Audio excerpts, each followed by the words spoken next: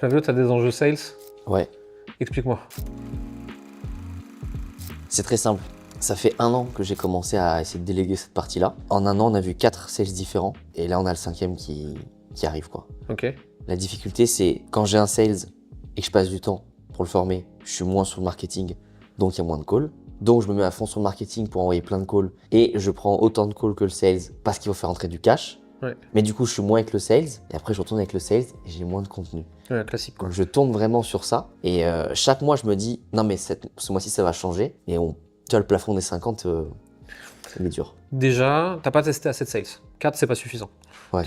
Si tu trouves pas la pépite que tu veux, fais 20 en fait. Et combien de calls je leur fais essayer? S'ils ont fait 5 à 10 calls terrain et que c'est une catastrophe, tu sais que c'est fini quoi. Même 5, ça suffit. Hein. Ouais, t'attends pas forcément la vente sur 5 calls, mais tu dis Non, bon. mais globalement, un sales qui rentre chez toi, qui débute, déjà, il a toute une phase de formation. Ensuite, il est en shadow, il te suit, il t'observe. Ensuite, il prend un call, tu le débriefes. Il prend un call, tu le débriefes. Il prend un call, tu le débriefes. Si au bout de 5 à 10 calls extrêmement bien débriefés, où toi, t'estimes que tu les aurais closés, donc c'était vraiment des bons prospects, on parle pas de... Oui, voilà, oui, tu vois, oui, j'ai peur. et tu les aurais closés, même si tu n'es pas la figure d'autorité du business, ça veut dire qu'il est pas assez bon. Ah. C'est tout. Mais en fait, tu as une taille de structure où tu peux pas te permettre de le laisser foirer 30 calls le temps qu'il monte en compétence. Moi, par exemple, qui a 300 à 500 calls par mois, s'il me foire 10 calls, bon, ça fait un peu d'argent perdu. Mais c'est pas grave, je peux viser le temps long. Toi, t'en es pas là, en fait. Et il faut être beaucoup plus sharp sur ce que tu demandes à tes sales. Il vaut mieux peut-être même soit de prendre quelqu'un qui avait l'habitude de closer dans un business similaire au tien, soit de prendre quelqu'un qui maîtrise ton sujet, un ancien client, quelque chose comme ça, et à qui tu apprends le closing. Mais en fait, prendre quelqu'un qui est formé au closing, mais qui ne maîtrise pas ton sujet, t'as pas le temps de le faire monter en compétence. Quand tu dis en Recrute chez shadow, tes concurrents. ouais.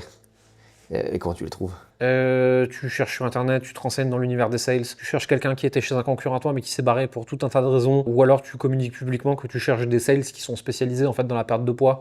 Et chez les hommes, tu précises la niche, tu précises le nombre de calls, tu précises le taux de closing, tu précises les commissions, tu précises le prix de l'offre, tu précises tout pour que le sales il puisse se projeter, il aura envie de venir. Quand tu dis en shadow, c'est moi je vais closer. Il lui, écoute, il est là. il écoute les calls, ouais. Ok, donc il est vraiment en mode il coupe sa cam, il coupe son micro, mais il écoute et je dis. Ouais, ou alors il écoute le replay, mais il l'écoute genre dans la demi-heure quoi. Ok, ouais. C'est tu sors de call, tu débriefes avec lui. Ok. Ouais, hyper Et intéressant. après, avec des applications comme Ringover, Aircall, il y a plein de trucs pour le faire, tu peux écouter le call de quelqu'un en live sans que qui que ce soit sache que tu es là. C'est comme ça que les head of sales ils forment leurs commerciaux.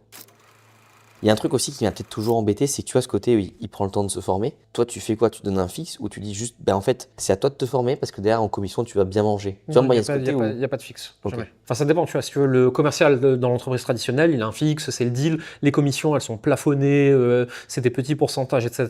Nos closers freelance du marché de l'infoprenariat et du coaching, c'est déplafonné. Les commissions, elles sont extrêmement élevées. C'est sans limite de gain potentiel. Mais du coup, il n'y a pas de fixe. Non. Oui, et techniquement, un mec qui te close tout, il peut prendre 30 à 40K. Oui, sur le papier, oui. Ouais, oui. C'est vrai qu'alors que je discutais avec une fille qui vendait un logiciel en SaaS en mode classique, elle disait je rapportais 6 millions à l'année à la boîte, je t'ai payé 180 000. Ouais, non, mais voilà. Tu te dis, c'est rien. On a des copains qui ont des commerciaux CDI sur plateau. Ils sont à 1005, 1008 de base. Quand c'est les meilleurs sales du plateau, ils montent à 4-5 000. Ok, bah moi, les meilleurs sales chez moi, ils vont gagner 10-15 000 minimum, tu vois. Tu as dit aussi, donc t'écoutes, etc., tu le fais monter en compétences. Donc il faut quand même prendre des gens que tu penses déjà formés, ou au produit, ou au closing, mais pas un mec qui est 50-50 les deux, sinon ça va être impossible à faire. Non, c'est ça. Et de manière générale, surtout sur des niches B2C, parce qu'en B2B, c'est un peu différent. En B2B, il faut mieux quelqu'un qui connaît la méthode et connaît le client, plutôt que quelqu'un qui connaît la thématique. En B2C, moi, ce que j'ai vu surtout sur la santé, il vaut mieux quelqu'un qui maîtrise la niche, qui maîtrise le persona, qui voit lui-même est passé par l'accompagnement, etc. Et lui donner quelques méthodes de vente, c'est plus efficace que l'inverse. Mais de toute façon, quelqu'un qui connaît vite fait la niche et vite fait le closing, ça va être une catastrophe en fait, parce qu'il est moyen dans les deux, donc en gros, il est nul.